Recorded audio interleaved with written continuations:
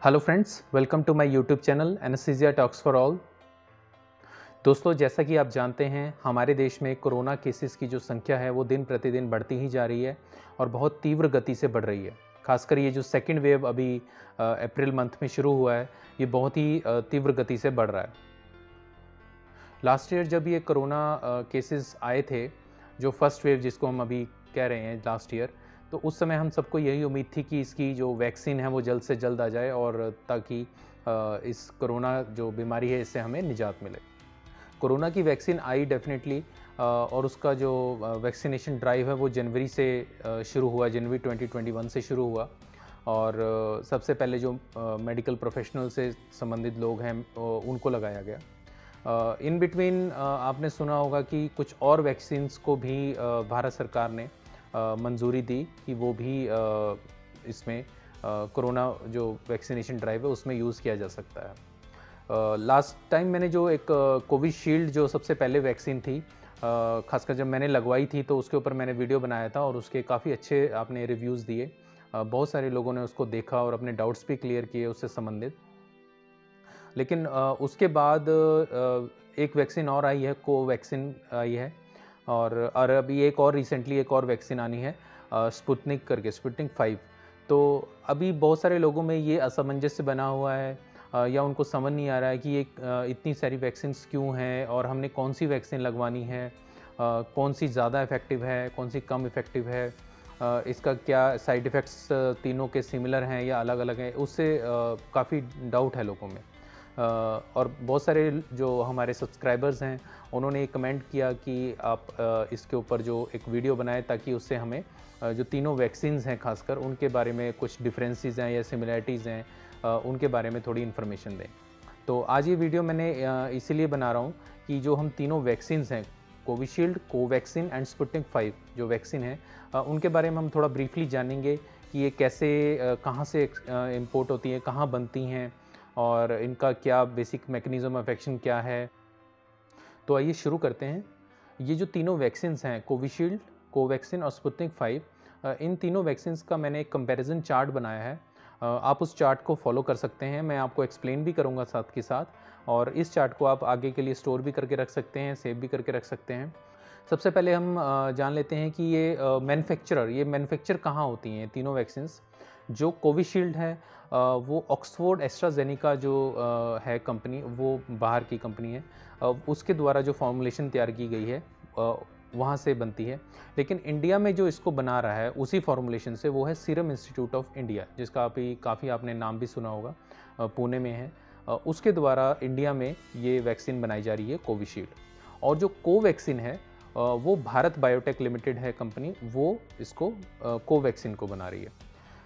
Next vaccine है Sputnik 5। ये vaccine अभी इंडिया में आई नहीं है, क्योंकि केसेस जो हैं, नंबर ऑफ़ केसेस बहुत ज़्यादा बढ़ गए हैं। तो पहले जो भारत सरकार थी उन्होंने केवल इन दो वैक्सीन्स को, कोविशील्ड और कोवैक्सीन को ही ऑथोराइज़ किया था लगवाने के लिए लोगों को। लेकिन अभी क्योंकि केसेस बहुत ज़्यादा बढ़ गए हैं, तो जो स्पुतनिक 5 है, जो रशिया से वैक्सीन बन रही है, उनको भी मंजूरी दे दी गई है। और बहुत जल्दी मोस्ट लाइकली इसी मंथ में जो स्पुतनिक 5 के जो नेक्स्ट आते हैं एलिजिबिलिटी क्राइटेरिया, कि ये जो वैक्सीन्स हैं ये किसको लगेंगी, क्या बच्चों में लगेंगी, छोटे बच्चों को लगेंगी, अडल्ट्स को लगेंगी, या कोई एज ग्रुप इसमें निर्धारित की गई है।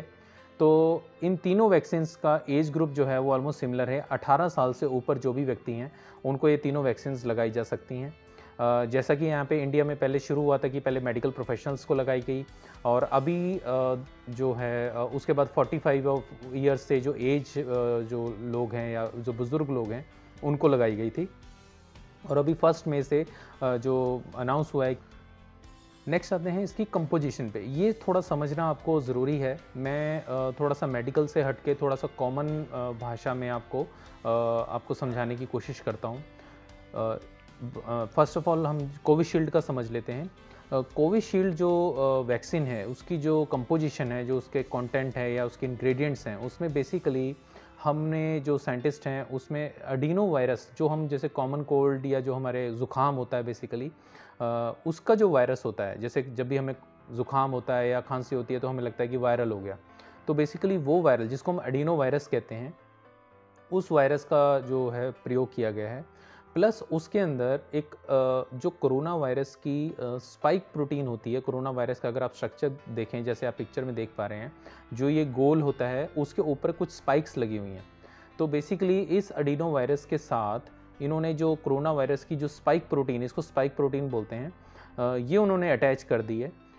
ये उसकी कंपोजिशन में आ जाती है, जिसको हम कोविशील्ड वैक्सीन बोलते हैं। तो ये क्योंकि इसमें कोरोना वायरस की जो स्पाइक प्रोटीन जो है वो इसकी कंपोजिशन में है, तो इसलिए वो उसी तरीके का जो बॉडी में रिएक्शन है वो करती है और उससे फिर बॉडी में एंटीबॉडीज बनती हैं।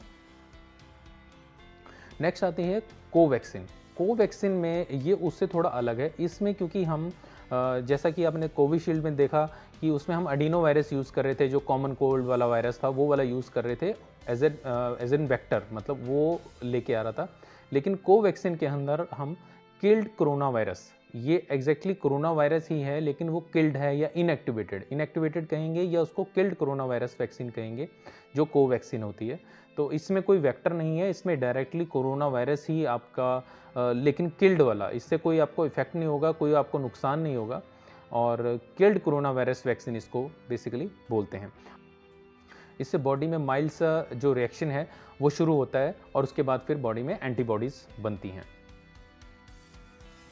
जो स्पुतनिक 5 वैक्सीन है, जो अभी हमारे इंडिया में आनी है, जो रशियन मेड वैक्सीन है, उसमें भी कोविशील्ड वाला ही फॉर्मूला यूज़ किया गया है। उसमें भी उसी तरीके से एडिनो वायरस जो है यूज़ किया जाता है एज वेक्टर, और उसमें भी जो प्रोटीन स्पाइक है कोरोना वायरस की, वो यूज़ करके, वो उसके साथ अटैच करके वो बॉडी में इंजेक्ट की जाती है, और उससे भी माइल्ड एक रिएक्शन आता है बॉडी में, और उसके बाद फिर एंटीबॉडीज़ बनती हैं।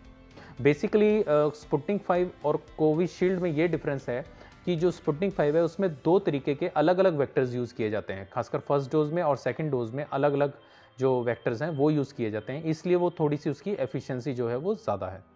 नेक्स्ट आते हैं हम इनकी डोजेस के ऊपर। जो डोजेस हैं जो कोविशील्ड की है या कोवैक्सीन है या स्पुतनिक 5 है, तीनों वैक्सीन की 2 डोजेस ही लगेंगी।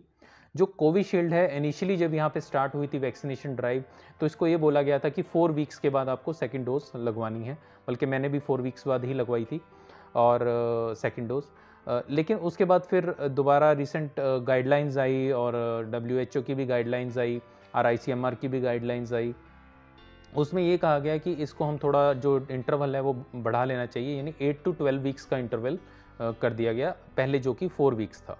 तो जो कोविशील्ड है उसमें जो 2 डोजेज़ हैं उनमें जो डिफरेंस है वो अराउंड 8 to 12 वीक्स का होना चाहिए, और जो कोवैक्सीन है उसमें जो डिफरेंस होगा वो 4 वीक्स का होगा। एंड जो स्पुतनिक 5 जो वैक्सीन आएगी उसमें जो 2 डोजेज़ हैं उसमें जो डिफरेंस है वो 21 डेज़ का, यानी रफली 3 वीक्स का डिफरेंस बताया गया। नेक्स्ट हम ये जान लेते हैं कि ये जो वैक्सीनेशन है ये हमें किन लोगों को नहीं लगवानी चाहिए। सबसे पहले तो हमें यही पता होना चाहिए कि ये किन किन लोगों को नहीं लगवानी चाहिए, क्योंकि सरकार ने अपनी तरफ से सभी को बोला है कि ये वैक्सीन सभी के लिए है और सबको लगवानी है, लेकिन फिर भी कुछ एक ऐसे लोग हैं जिनको और डिफरेंट टाइप की बीमारियां हैं, उन लोगों को ये वैक्सीन अवॉइड करनी चाहिए। खासकर इसमें सबसे इम्पॉर्टेंट जो चीज़ है वो एलर्जी। अगर किसी भी व्यक्ति को बहुत ही ज़्यादा एलर्जिक है, एलर्जी का मतलब ये नहीं कि जिनको खांसी होती रहती है, छींकें आती रहती हैं, ऐसा नहीं है। खासकर जिनको कई बहुत सारे ऐसे पेशेंट्स हैं जिनको पहले पता ही नहीं होता कि हमें किसी चीज़ से या किसी दवाई से एलर्जी होती है। बहुत सारे लोगों ने जैसे फर्स्ट डोज के बाद जो फर्स्ट डोज लगवाई, चाहे कोविशील्ड की ही लगवाई, तो उसके बाद उनको सीवियर रिएक्शन हुआ और बहुत ज़्यादा रिएक्शन हुआ, चाहे जहाँ पे साइट इंजेक्शन साइट पे दिक्कत आई या ओवरऑल उनकी बॉडी में काफ़ी ज़्यादा प्रॉब्लम हुई और वो हॉस्पिटल उनको एडमिट होना पड़ा। ऐसे केसेस में ये सजेस्ट किया गया है कि अगर आपको फर्स्ट डोज से ही एलर्जी हो गई है तो आपको सेकंड डोज के लिए नहीं जाना चाहिए। वो आपको एलर्जी है उस मेडिसिन से, उस वैक्सीन से, तो आपको डेफिनेटली नहीं जाना चाहिए। इसलिए ये इसकी स्ट्रिक्ट काउंटर इंडिकेशन है, एलर्जी जो होना। मैं आपको ये दोबारा नोट करवा दूं कि इसमें ये एलर्जी शामिल नहीं है जो रूटीन में हमें स्नीजिंग होती है या जिनके लिए हम सिट्रिजिन वगैरह टेबलेट ले लेते हैं, वो वाली एलर्जी नहीं।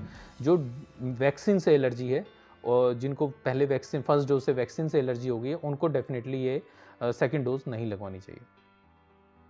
अब आते हैं हम इसके जो रूट ऑफ एडमिनिस्ट्रेशन है, रूट कैसे लगाया जाता है। ये तीनों का सेम ही रूट है। आईएम यानी डेल्टॉइड मसल्स होती है यहाँ पे, जहाँ पे मैं हाथ लगा रहा हूँ, यहाँ डेल्टॉइड मसल होती है, किसी भी तरफ राइट या लेफ्ट दोनों साइड लगा सकते हैं हम। और आईएम इंट्रामस्कुलर लगता है, यहाँ डेल्टॉइड मसल है। नेक्स्ट आते हैं हम साइड इफ़ेक्ट्स पे। ये जो साइड इफ़ेक्ट्स हैं ये बड़े कुछ एक तो कॉमन साइड इफ़ेक्ट्स हैं और कुछ एक हर बॉडी टू बॉडी वेरी करते हैं। और ये ज़रूरी नहीं है कि ये side effects almost each and every person में आएंगे, ज़रूरी नहीं है। बहुत सारे लोगों को, जैसे जिनसे मैंने बात करी, बहुत सारे लोगों को पता भी नहीं चला कि हमें कोई इंजेक्शन लगा है। और बहुत सारे ऐसे भी लोग हैं जिनको बहुत ज़्यादा पेन हुआ, बहुत ज़्यादा दिक्कत हुई, इंक्लूडिंग मी। मेरे को भी काफ़ी ज़्यादा बॉडी एक हुआ है। मैं आपको एक एक करके बताता हूँ कि जब आपको इंजेक्शन दिया जाएगा, पहले आपका रजिस्ट्रेशन वगैरह होगा, वो सब आप कर लेंगे। उसके बाद जब आपका इंजेक्शन लगाएंगे, तो इंजेक्शन लगाने के बाद around half an hour to 45 minutes आपको सजेस्ट किया जाएगा कि आप वहीं पे बैठें, ताकि थोड़ा ऑब्जर्वेशन हो जाए। जब ये ऑब्जर्वेशन ख़त्म हो जाएगी उसके बाद आप अपने घर में आ जाएंगे। मोस्ट लाइकली उस पीरियड में कुछ होता नहीं है। एक्चुअल प्रॉब्लम जिनको अगर होनी होती है तो वो अराउंड 6 to 8 आवर्स के बाद शुरू होती है। जैसे अगर आपने दोपहर में अगर इंजेक्शन लगाया 12-1 बजे, तो उसके बाद एक्चुअल में प्रॉब्लम जो होएगी वो 8 बजे रात को 10 बजे के करीब शुरू होएगी। और उसमें क्या होगा कि आपको बहुत ज़्यादा थकान महसूस होएगी, आपकी पूरी बॉडी जो है वो दर्द करने लगेगी और कईयों को फीवर आना शुरू हो जाएगा। कई बार हाई ग्रेड फीवर भी आ जाता है। और उसमें आपको जो जॉइंट पेन है, जैसे अगर आप मूव करना चाहेंगे, अपनी लेग्स को मूव करना चाहेंगे, तो आपको बहुत ज़्यादा पेन होगी। आप अपनी आर्म को लिफ्ट करना चाहेंगे तो आप लिफ्ट नहीं कर पाएंगे, आपको बहुत ज़्यादा थकान महसूस होएगी कि आप में जैसे शक्ति ही नहीं है। कुछ एक लोगों में डिजीनेस भी हो जाता है, यानी वो थोड़ा बेहोश भी हो जाते हैं। इन सब साइड इफ़ेक्ट से आपने घबराना नहीं है। जैसा कि आपको मैंने बताया कि फ़ीवर हो जाता है या बॉडी एक हो जाता है, तो उसके लिए आप रूटीन में जो पेन किलर्स लेते हैं वो ले सकते हैं। जो फ़ीवर हो रहा है तो उसके लिए पैरासीटामोल ले सकते हैं। तो मोस्ट लाइकली ये जो फीचर्स हैं ये नेक्स्ट डे अराउंड 12 आवर्स तक या 15 आवर्स तक आपको रहेंगे। उसके बाद धीरे धीरे आपका ये फीचर्स ठीक होने लग जाएंगे। तो बहुत रेयरली कभी किसी पेशेंट में, खासकर जैसे किसी ने फर्स्ट डोज लगवाई हो तो उसके बाद उसको एलर्जिक रिएक्शन हो गया हो तो उसको एडमिशन की ज़रूरत पड़ी हो। यूजुअली ये सब जो सिम्टोमेटिक ट्रीटमेंट लेके मैनेज हो जाता है, कोई प्रॉब्लम होती नहीं है। सबसाइड अपने आप से, इसका जो रिएक्शन है वो अपने आप से ठीक हो जाता है। और तीनों वैक्सीन्स का ऑलमोस्ट सिमिलर ही रिएक्शन होते हैं। जो सीवियर, इसमें जैसे मैंने आपको कॉमन वाले मैंने बताया आपको जो सिम्टम्स आएंगे, लेकिन जो अगर सीवियर वाले होते हैं, जो ज़्यादा खतरनाक होते हैं, उनमें डिजीनेस है, एक बंदा अनकॉन्शियस हो जाता है और एकदम से उसको हाइपोटेंशन यानी उसको शॉक में चला जाता है, उसका बीपी भी कम हो जाता है, पल्स भी कम हो जाती है। वो थोड़े बहुत ही ज़्यादा जिनको पहले कोमोर्बिडिटीज़ हैं, जिनको ऑलरेडी पहले और भी दिक्कतें बहुत ज़्यादा हैं, उनमें ये चांसेस होने के हैं, पर दो वेरी रेयरली ऐसा होता है। ऐसे केस में फिर हॉस्पिटल की जो एडमिशन है कराने की ज़रूरत पड़ती है और वहाँ पे फिर जो डॉक्टर होते हैं वो उस तरीके से उसको आईसीयू वगैरह में मैनेज करते हैं। जब भी हम कोई मेडिसिन्स लेते हैं या जो भी हम रूटीन में और मेडिसिन्स होती हैं, एंटीबायोटिक्स होती हैं, पेन किलर्स होते हैं या कोई भी जो विटामिन्स वगैरह की टेबलेट होती है, तो इनकी कुछ इंट्रैक्शंस होती हैं। हम जब भी ये कंपनी कोई मेडिसिन बनाती है तो इंट्रैक्शन मतलब कि बाकी दवाइयों का इन दवाइयों पे क्या असर होगा। मतलब अगर दोनों दवाइयों को, जैसे एक पेन किलर है और एक एंटीबायोटिक है, अगर इनको साथ लिया जाए तो क्या असर होगा, साथ लेनी चाहिए या नहीं लेनी चाहिए, तो ये इसको बोलते हैं इंट्रैक्शन। तो इनकी हम इंट्रैक्शन जो है वो स्टडी करते हैं। लेकिन इन तीनों वैक्सीन्स का एज सच कोई इंट्रैक्शन अभी नहीं देखने को आया है। हाँ, ये ज़रूर कहा गया है कि जिसने अगर पहले कोविशील्ड ली है तो वो कोविशील्ड ही वैक्सीन ले, जिसने कोवैक्सीन ली है वो कोवैक्सीन ही ले।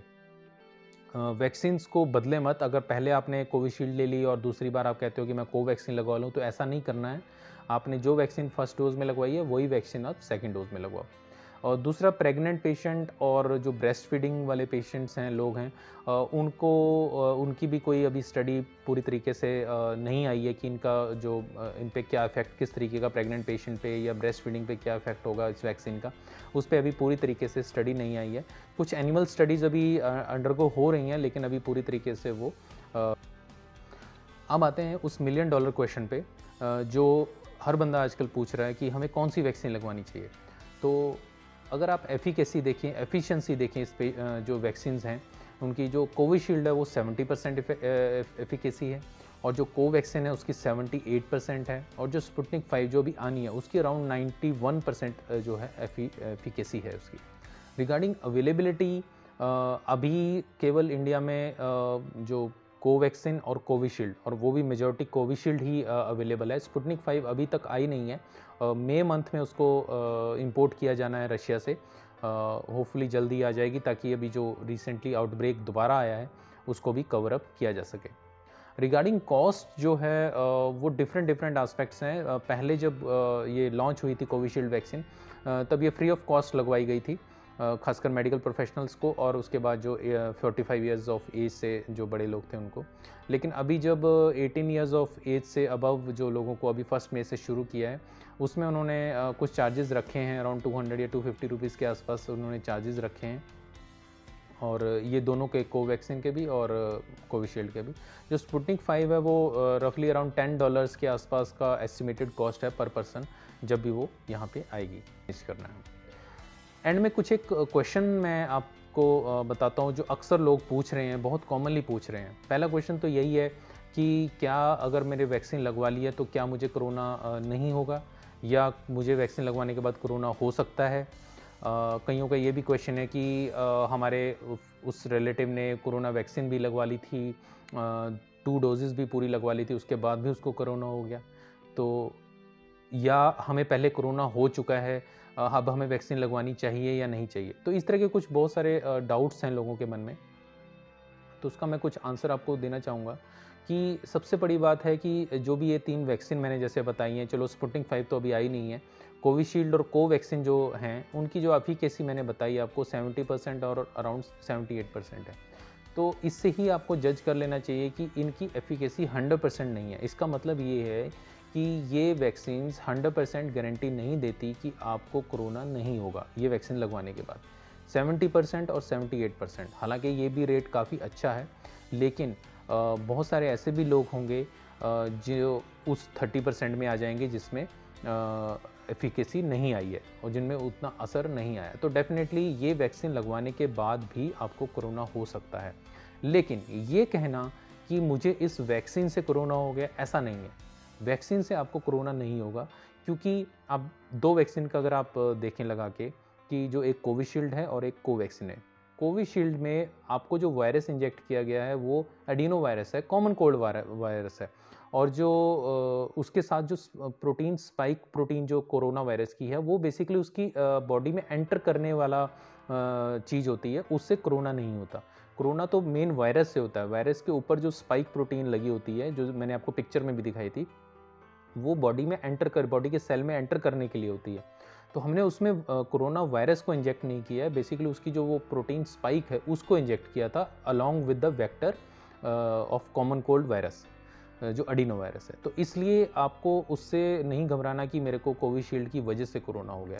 सिमिलरली कोवैक्सिन में जैसा कि मैंने आपको बताया कि उसमें इनएक्टिवेटेड या किल्ड कोरोना वायरस जो है वो यूज़ किया गया है, उसमें ऐसा कोई वेक्टर यूज़ नहीं किया गया। लेकिन हमें ये चीज़ समझनी होगी कि उसके अंदर किल्ड कोरोना वायरस है, उसके अंदर एक्टिव कोरोना वायरस नहीं है। तो ये कहना बड़ा ही गलत होगा कि उस कोवैक्सिन की वजह से मुझे कोरोना हो गया। ये जो जिन लोगों को वैक्सीनेशन होने के बाद भी कोरोना हो रहा है, ये उसका बेसिकली मेन रीज़न यही है कि जो वैक्सीन है हमारी वो 100% इफेक्टिव नहीं है। कोई 70% इफेक्टिव है, कोई 78% इफेक्टिव है, और बॉडी टू बॉडी वो डिपेंड करता है कि आपकी बॉडी के ऊपर उस वैक्सीन ने उतना जो अपनी एफिशिएंसी है वो नहीं दिखाई जितनी उसको दिखानी चाहिए थी। तो मैं आप सब लोगों को यही रिक्वेस्ट करूंगा कि आप ये वैक्सीनेशन ज़रूर लगवाएं। नेक्स्ट चीज़ है कि जैसा मैंने शुरू में बताया था कि जो इनकी एफिकेसी के हिसाब से हमारे पास डिफरेंट वैक्सीन हैं, तो कई लोगों को ये भी क्वेश्चन होता है कि हम कौन सी वैक्सीन लगवाएं।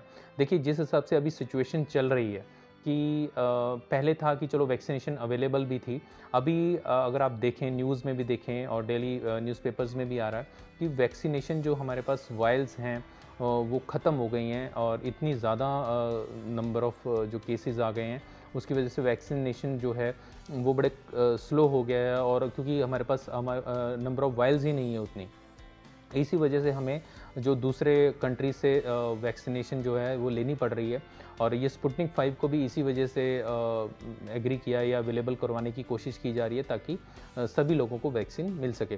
तो इस समय अगर मैं आपको फ्रैंकली शब्दों में बोलूँ कि हमारे पास चॉइस नहीं है, बेसिकली हमें जो मिल रही है वही हमें वैक्सीन लगवानी पड़ेगी। तो हम ज़्यादा चॉइस नहीं कर सकते कि मुझे ये वाली वैक्सीन लगवानी है या मुझे ये वाली वैक्सीन लगवानी है। तो जो भी आपके एरिया में अवेलेबल वैक्सीन होगी, आपके जो सरकार द्वारा अवेलेबल करवाई जा रही होगी। तो दोस्तों, उम्मीद है आपको ये मेरा वीडियो पसंद आया होगा। इन वैक्सीन से रिलेटेड आपको कोई भी डाउट हो या क्वेरी हो, आप मुझे कमेंट सेक्शन में ज़रूर लिख सकते हैं, और मेरे चैनल को सब्सक्राइब करना ना भूलें। और आपकी ब्लेसिंग्स की वजह से ही हमारा जो ये चैनल है वो 1000 सब्सक्राइबर क्रॉस कर चुका है, और इसी तरीके से आप प्यार देते रहें। बहुत बहुत धन्यवाद।